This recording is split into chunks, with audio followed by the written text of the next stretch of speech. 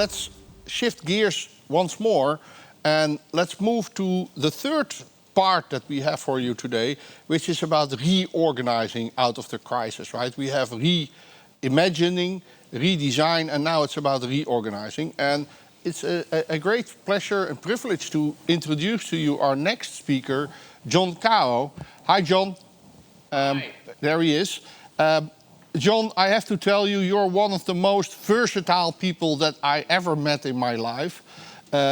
You're an author and strategic advisor based in San Francisco.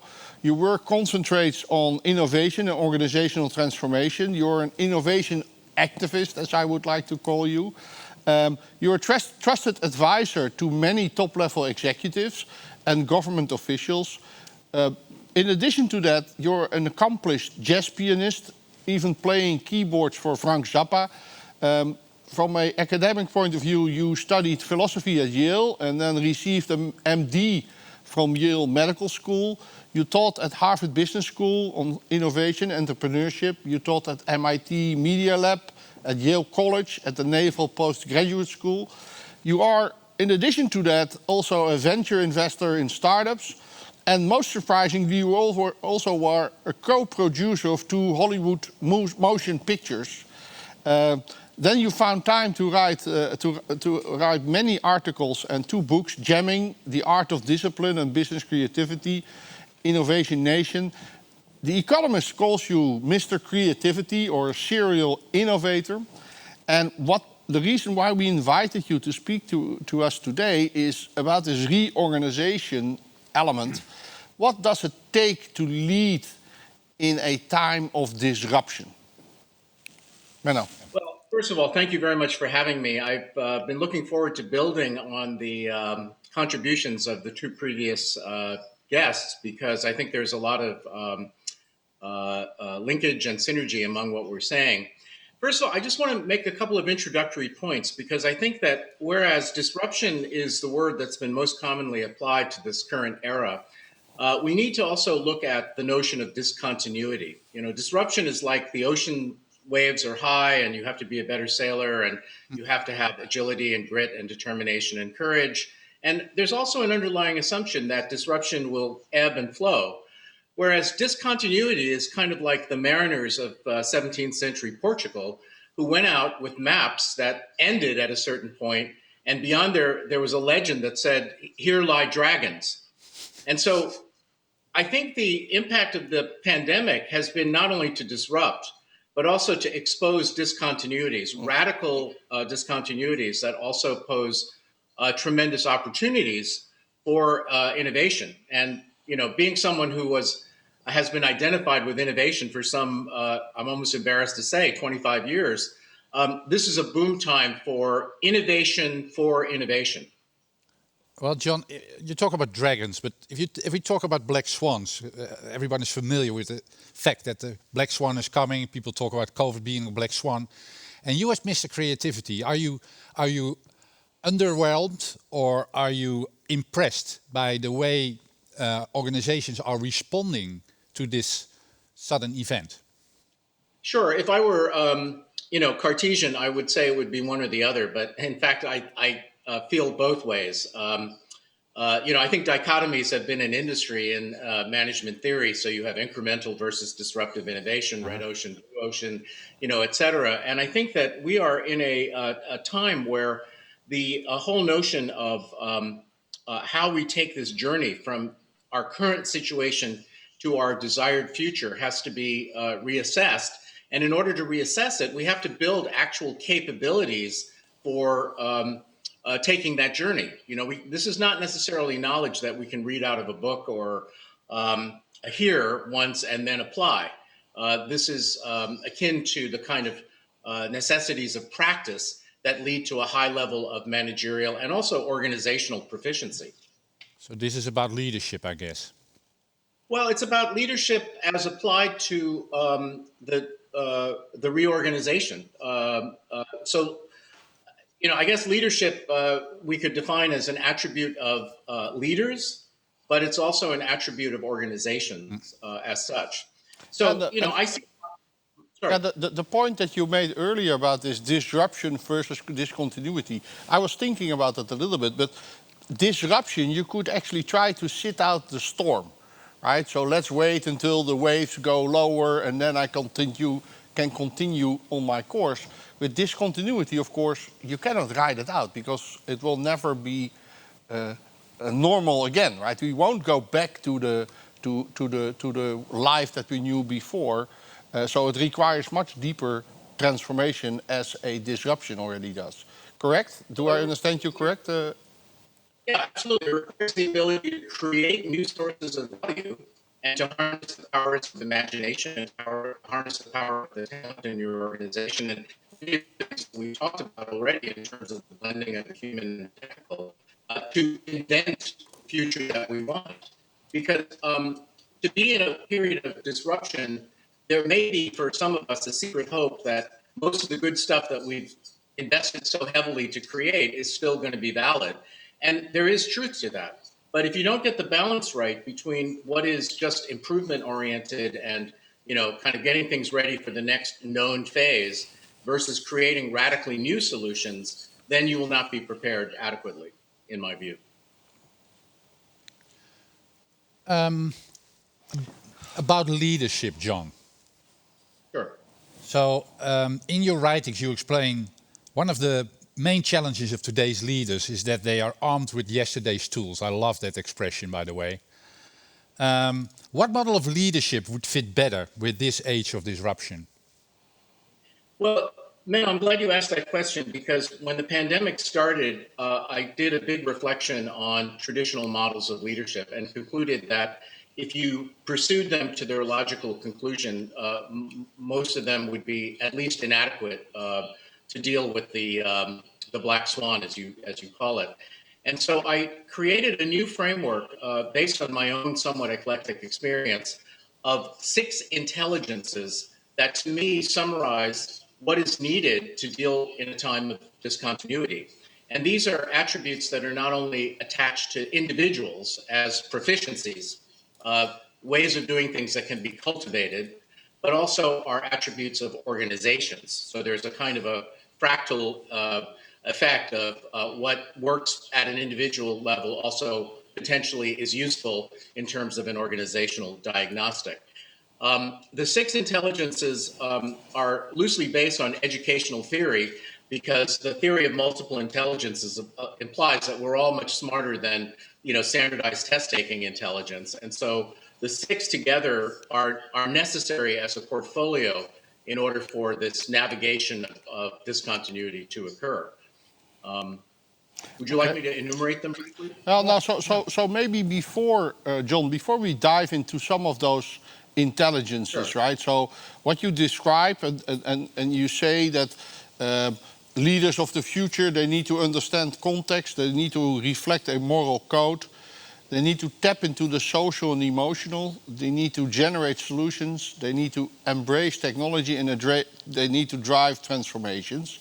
Now, before we dive into each of them, and I think that we have lost you, John. Can somebody tell me if we have lost John? Well, we can ask the question. No, he's not there yet anymore. So let me then ask a question to the audience, a Mentimeter question, while we are re-establishing the connection with John. So if you think about these 6 intelligences of leadership, before you're going to explain, let's go back to Mentimeter and see which one you think, as an audience member, which one you believe is the most important. So again, when you go to menti.com, type in the code, then you see it, and I see many of you have already found the question. I will give you a little bit more time to give your opinion. So there we go. Quite interesting. It's still early on, because while the votes are getting in, we see that the understanding the context is clearly a winner. So 44%, 47%, so something around that. 51% even believes that understanding the context is most important.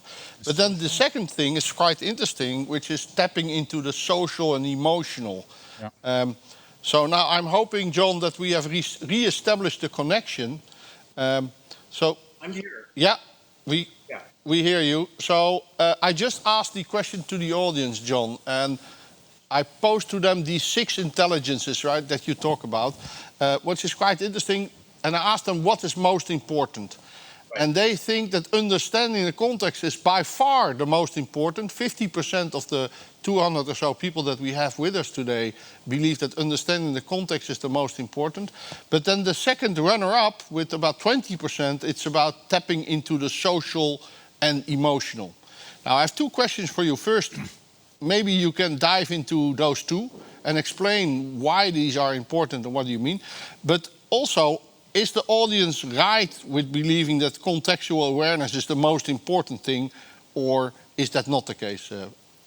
Well, I'm not sure it's a question of right or wrong, but rather a question of emphasis, because it's like a set of muscles. You know, some organizations are going to have, and some individuals will have different strengths in different areas. But I do like the audience's response, because for me, context intelligence is fundamental. If you don't know the truth of where you are, and if you don't pursue that as an active process and get at the famous unknown unknowns, and challenge your assumptions and your biases and your beliefs and your legacy, number one. And then if you don't have a sense of where you're going, you know, the famous saying is, if you don't know where you're going, any road will take you there. And this is not just words. You know, I do some advisory work for national security, and they actually train people in the military in what they call situational intelligence, which is basically context intelligence, a sense of intuitively understanding where you are, so that you can navigate more efficiently and more effectively than what circumstances might otherwise require of you. Yeah.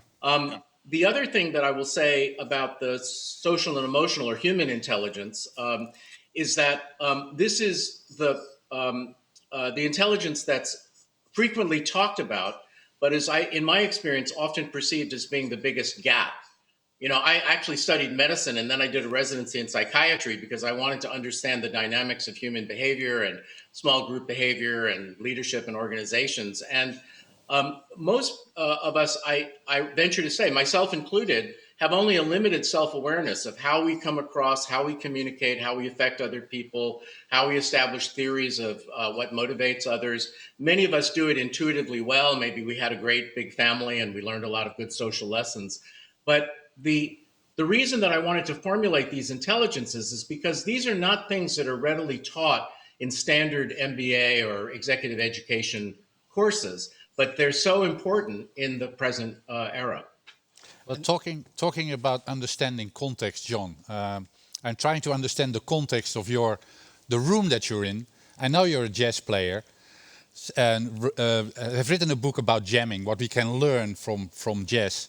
And my question is, what lessons can we learn from a jazz musician to lead the transformation in organizations? Is there anything to learn from jazz music, John? There's a ton. And if we had several hours, I could kind of exhaust the list.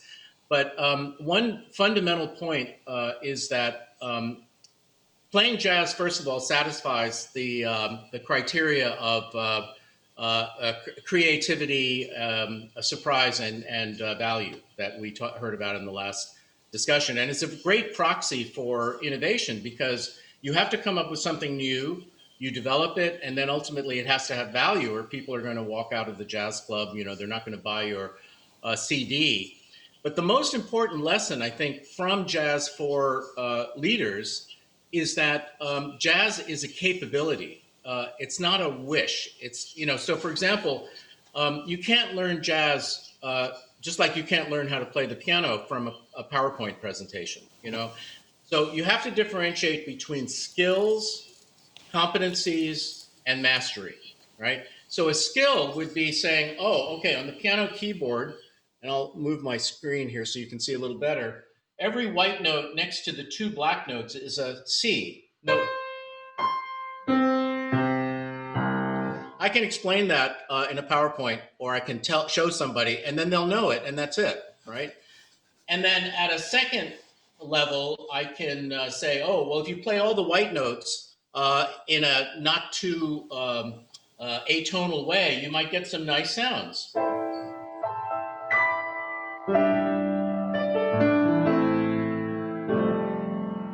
So that starts to sound a little bit skillful, but really, it's only through practice that a jazz musician becomes fluid and starts to create real value. The other thing is that the creativity in classical music comes from the composer. So the composer, for instance, might write a song. I'll play an old show tune, All the Things You Are, as if I'm reading it from music that the composer gave to me as the piano player. And it would sound something like this.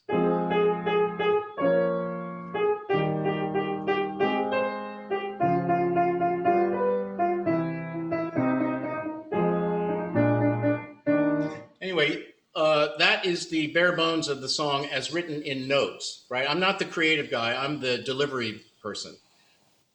Maybe some of you like that interpretation, and I can try to play it again with a little variation. Do my best, you know.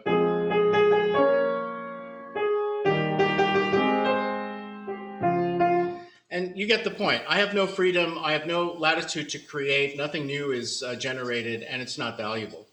So the job of the jazz musician is to take an existing framework, because jazz is not about random impulse, you know, just playing whatever you want, which is the fear of many people in organizations about liberating creativity, because they think it gives people, one person said, I'm afraid of creatives in my company because they can overspend on an unlimited budget.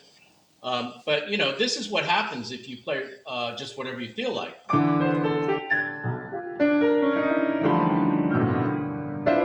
And unless you like really weird music, you're not going to appreciate that or buy the CD. So this is improvisation on that tune I just played.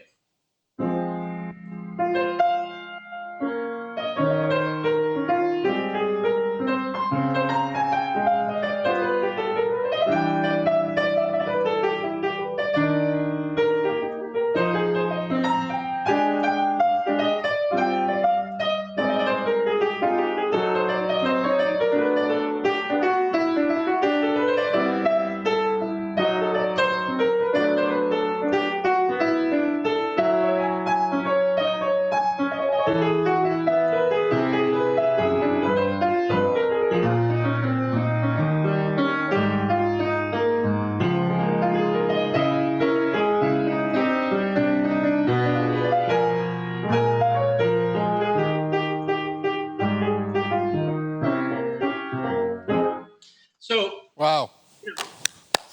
the point here That's quite good, John.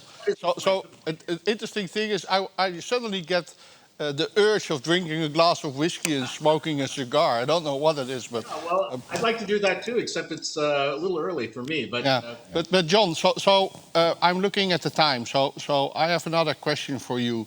So what you're saying basically, or if I understand you correctly, is that these 6 intelligences, if you apply them right, that's where you liberate the creativity of your organization to overcome black swans, to be much more resilient, to become more creative as an organization. Now, what I would be interested in hearing from you, can you give me an example of an organization that successfully applies those 6 intelligences? Sure. Well, let me make one editorial comment, which is the jazz is demonstrating that doing this is a capability. It's not wishes, it's not culture, it's not exhortations from the top. It's about practice. So figuring out what your practice model is very, very important. The 6 intelligences, I think, also are very relevant to the AI discussion, because in a sense, AI enables each of the 6 intelligences. And that's a big discussion that we won't have right now. So I would like to just focus a bit on, without mentioning the names of countries, different national approaches to the pandemic, because you have a perfect set of case studies of how some countries established context intelligence by deeply understanding what was going on, harvesting the data, comparing their models with other countries, extending the collaborative network so they would hear weak signals and trying to build a picture, right? Then they had a moral intelligence that said, what is the right thing to do? Is the right thing to do to preserve the economy and do herd immunity? Is it to preserve individual life? Is it to become more engaged with the marginalized in society who are most vulnerable? And then there was the human intelligence, which was about, well, how do you communicate with empathy so that you have a way to collaborate with the public? And then what's your generative intelligence, your innovation quotient, so that you can quickly develop new solutions for distribution and for innovation of technology? And then the technological intelligence, which is really the belief in science and the belief in the power of vaccines and biomedical research. And then finally, transformational intelligence, which is having a roadmap for getting out from the other side of this. So, some countries have done this very, very well, and other countries have not. And it's a litmus test on leadership and social cohesion that I think can apply to all enterprises of one kind or another. I just chose that because it's such a huge example. Yeah. It's a fantastic example. Yeah, it makes a lot of sense.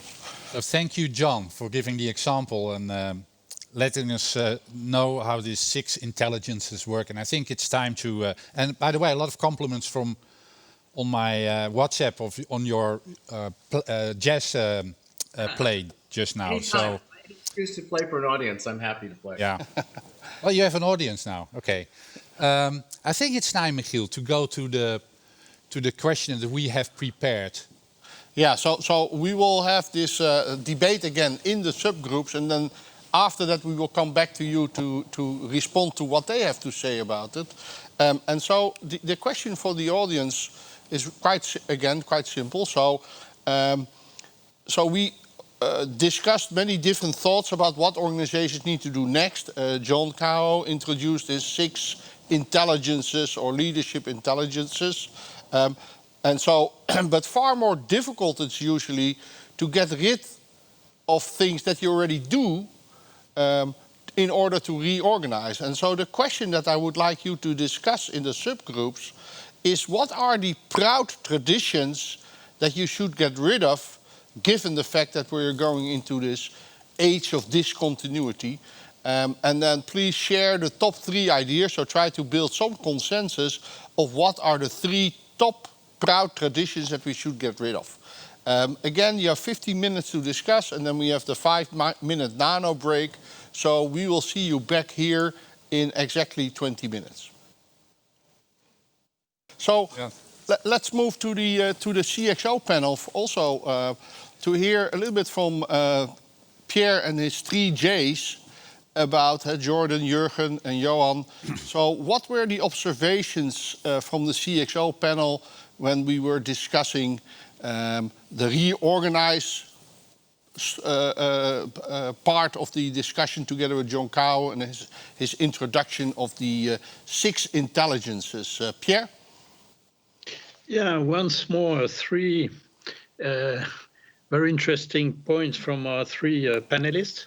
And, anticipated by, of course, what you just reported from the discussion, but with an additional touch is that the panelists already worried about what will come next. So, Johan, can you start and tell us about the room you want to keep creating?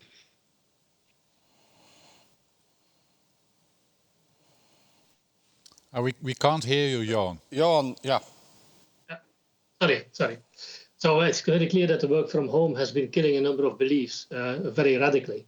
And we all can enumerate a number of them. But I think the natural reaction of us is to try to understand it immediately and start to act. And then the natural reaction of working from home is back to the office. And we think we already know how to do that. I would really recommend to be a bit more humble and accept that we don't know yet where this is going to bring us.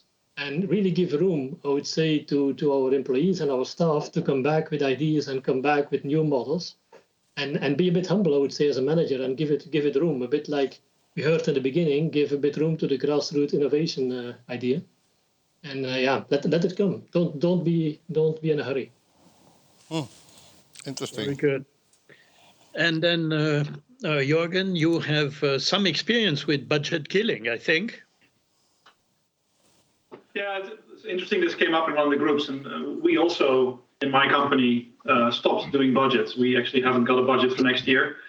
And with it, we kind of threw away this notion of this ultimate predictability of in great detail of what would happen that would allow you to sort of allocate resources and capital in advance. And we decided instead to go for more of a rolling forecast model where we kind of, just like Johan said, we kind of see what happens, and we try to make them decisions only when they're kind of necessary to be made. And we have an active, live, continuous discussion about the best way to allocate resources. And you do intend to keep it alive for the foreseeable future? Oh yes, there's no intention of going back to budgets. It's not a reaction to COVID. It's a change we made, I think, as a result of the Black Swan. So you are It's a not permanent change. you are not experiencing budget nostalgia. No, I'm glad to be rid of it, including the negotiations. Very good. Now, Jordan, another take. Another take, Pierre, thank you. Our structure is changing a little bit to the point that they were making about, I believe it was KLM, and removing those hierarchies is getting what you need to make the best team you can make and as flexibly as possible and as quickly as possible. I know one of the comments I made in our discussion was age and experience doesn't necessarily make you relevant for today. It makes you relevant for what you know. So being able to get the right people at the right time on the right projects is critical to moving forward. Well, thank you, Jordan. I do appreciate the remark that age and experience are irrelevant. You know, that really touches me to the heart. However, just to conclude, Michiel, let me make one observation, if I may, is that my experience with killing traditions is that it is even more difficult than creating traditions. And it's a bit like weed, you know, you pull weeds in your garden, and the next thing which happens, it's back there. And therefore, you need to have tradition killers who are in it for the long term. That's the common trait I would find among the three remarks of our panelists. Back to you, Michiel.